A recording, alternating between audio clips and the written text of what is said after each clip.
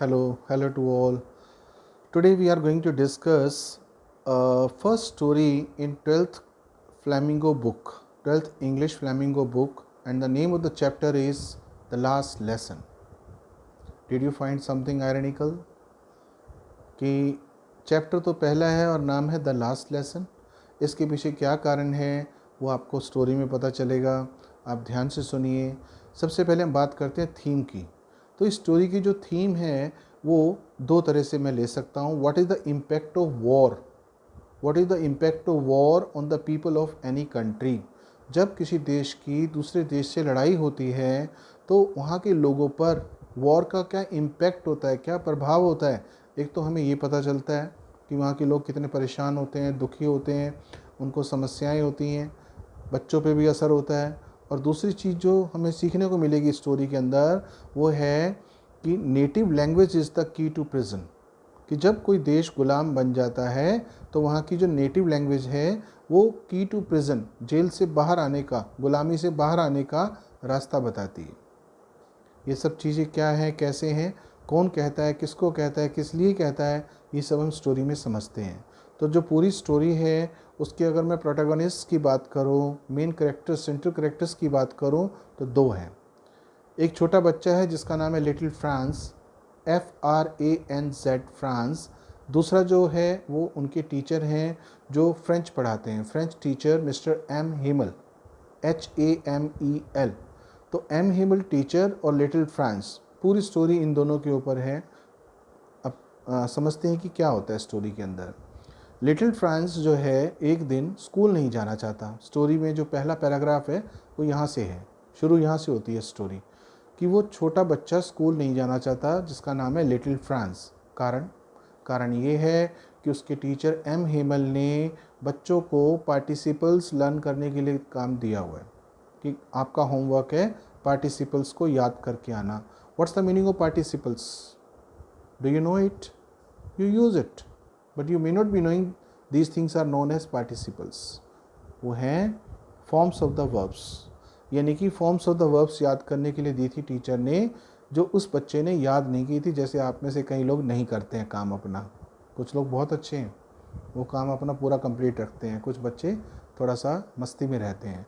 तो खैर, जो लिटिल फ्रांस था वो स्कूल इस वजह से नहीं जाना चाहता था कि टीचर ने जो काम दिया था उसने किया नहीं था.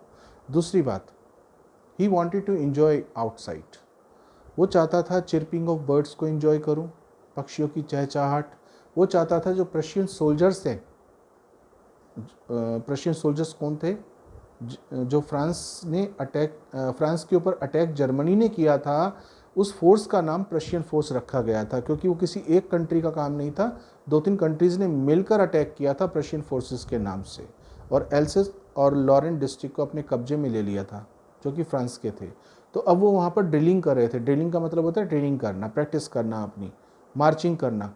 ये उसको इन्जॉय करना चाहता था. चिरपिंग ऑफ बर्ड्स को इन्जॉय करना चाहता था, ड्रिलिंग को इन्जॉय करना चाहता था. सनी डे था, यानी कि विंटर सीजन था, टेम्परेचर जनरली डाउन होता है तो उसके जब सूरज की थोड़ी सी रोशनी भी है हमें अच्छी लगती है. And he wanted to enjoy that sunlight. उसके साथ वो इन्जॉय, मतलब ये सब चीज़ों में इन्जॉय करना चाहता था, इसलिए वो स्कूल नहीं जाना चाहता था. But ultimately he decided to go. फिर लास्ट में सोचा नहीं यार, बंक नहीं मारता हूँ, मैं स्कूल जाता हूँ. तो अपने उस लालच को कि मैं ये इन्जॉय करूँगा छोड़ दिया. टीचर से डर था कि आज स्कोल्डिंग मिलेगी, बोला देखा जाएगा, स्कूल तो चलता हूँ, बंक नहीं करता हूँ. सो अल्टीमेटली ही रीच स्कूल. पर जब स्कूल पहुँचा तो एक तो क्वेश्चन आपका वही तैयार हो गया कि why did he not want to go to school. तो उसका आंसर मैंने आपको अलग अलग बताया. चिरपिंग ऑफ बर्ड्स एक कारण, दूसरा कारण मैंने बताया ही wanted to enjoy sunny day, तीसरा he was scared of his teacher because he had not learn participles.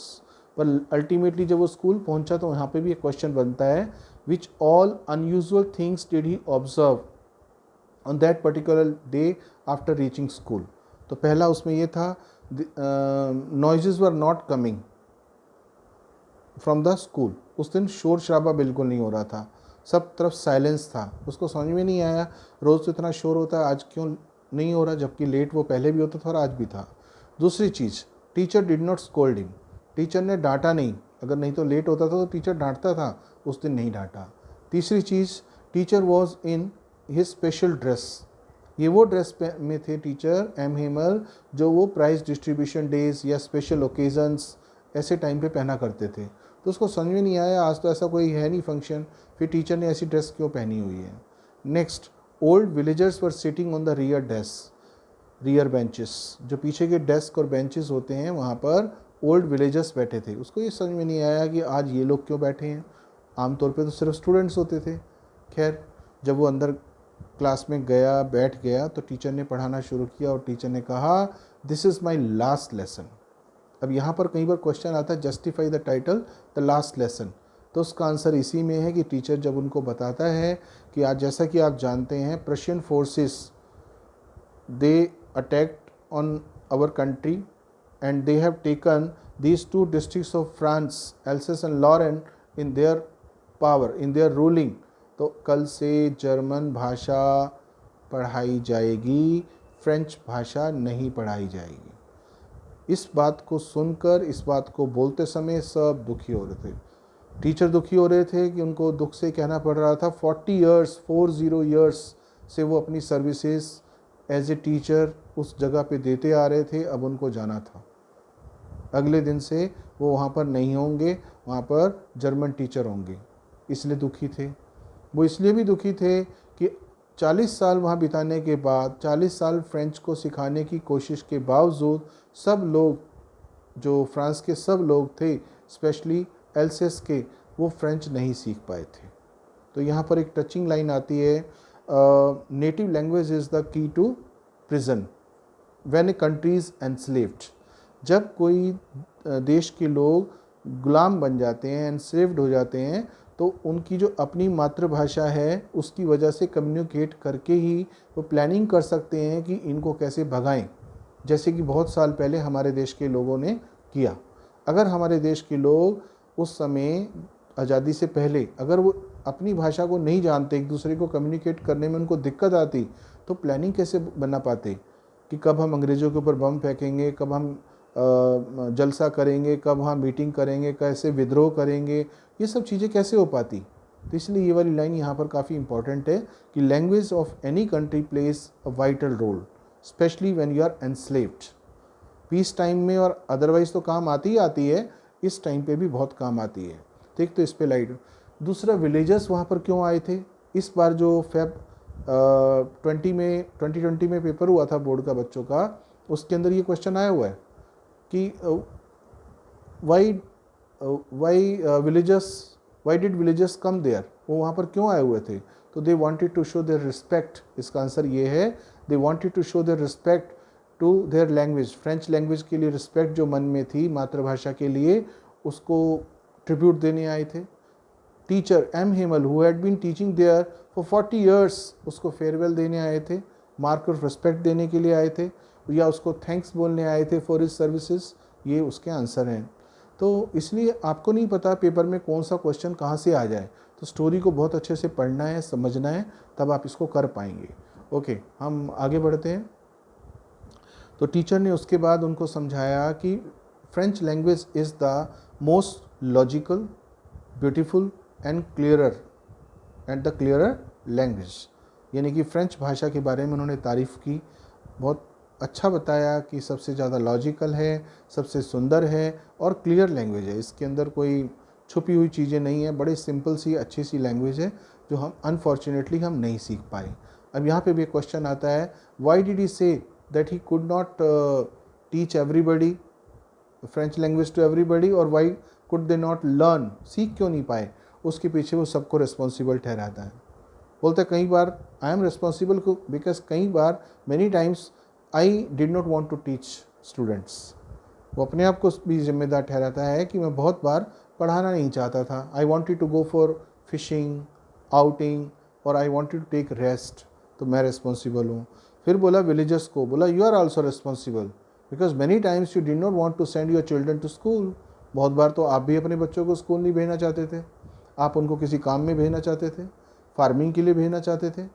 और तीसरी फिर वो रिस्पॉन्सिबल ठहराता है उन स्टूडेंट्स को, ये कहते हुए कि यू आर आल्सो रिस्पॉन्सिबल, क्योंकि बहुत बार तुम खुद ही स्कूल नहीं आना चाहते थे, जैसे कि शुरू में हमने समझा little France, he did not want to come to school. क्यों नहीं जाना चाहता था, आना चाहता था? क्योंकि उसने पार्टिसिपल्स लर्न नहीं किए थे। तो इसलिए एम हेमल कहते हैं कि हम सब जिम्मेदार हैं अपनी भाषा को ना सीखने के लिए, पर फिर भी ये भाषा बहुत अच्छी है। और उसके बाद बोर्ड के ऊपर, वहाँ जो बोर्ड था ब्लैक बोर्ड क्लास के अंदर, वहाँ पर लिखते हैं वाइवला फ्रांस। इसका मतलब है फ्रांस जिंदाबाद, क्योंकि अपने देश से, अपनी भाषा से उनको प्यार था, इसलिए उन्होंने वहाँ पर वो लाइन लिखी। But he was feeling so emotional, क्योंकि वो उनका आखिरी दिन था जिस स्कूल में वो 40 साल से पढ़ा रहे थे। अब उनको वो जगह छोड़कर जानी थी, वहाँ जानी थी जहाँ पर, यानी कि ये 2 डिस्ट्रिक्ट अगर फ्रांस के छोड़ दें, जहाँ पर अब जर्मन रूलिंग हो गई है, तो बाकी कहीं जाके पढ़ाएंगे, इसका मतलब यहाँ से उनको जाना पड़ेगा। तो इस वजह से वो इमोशनल थे, इतने इमोशनल थे कि क्लास ख़त्म होने के बाद वो विलेजर्स की या स्टूडेंट्स की आंखों में आंखें डाल के भी नहीं देख पा रहे थे, वो रो रहे थे, वो इमोशनल फील कर रहे थे। इस वजह से उन्होंने दीवार के ऊपर ऐसे सिर रखा और इमोशनल होते हुए कहा, class is dismissed, you may go now. Class ख़त्म हो गई है, अब आप जा सकते हैं। तो एक अच्छी सुंदर स्टोरी है। अब इसको पहले डाला गया तो इसको एक थोड़ा आयरनिकल बनाने के लिए डाला गया, पर चैप्टर का नाम द लास्ट लेसन क्यों है उसके लिए मैंने अभी आपको बताया। It was the last lesson of French for the people of else's now. आज के बाद एल्सेस और लॉरेन में जर्मन भाषा पढ़ाई जाएगी, फ्रेंच नहीं पढ़ाई जाएगी। This was the only reason. और 3-4 क्वेश्चंस जो इसमें से बहुत इंपॉर्टेंट बनते हैं वो अभी मैंने आपको समझाए। तो आई होप कि आपको थोड़ा समझ में आ गया होगा। और जब भी कभी आपको कोई दिक्कत हो, आप कमेंट्स में लिखिए, मैं आपके आंसर्स ज़रूर दूंगा। Thank you.